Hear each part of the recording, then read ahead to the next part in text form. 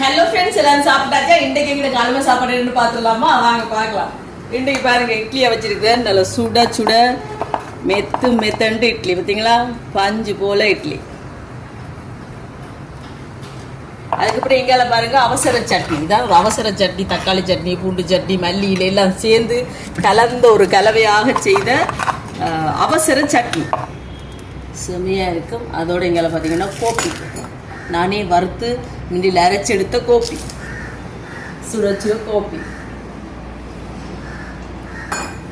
அந்த வேர்க்கம்பு வாசம் எல்லாம் சும்மா வேற லெவலாக இருக்கு.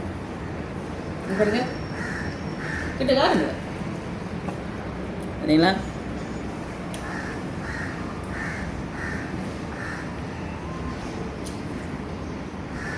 செம்மையா இருக்கு நண்பர்களே.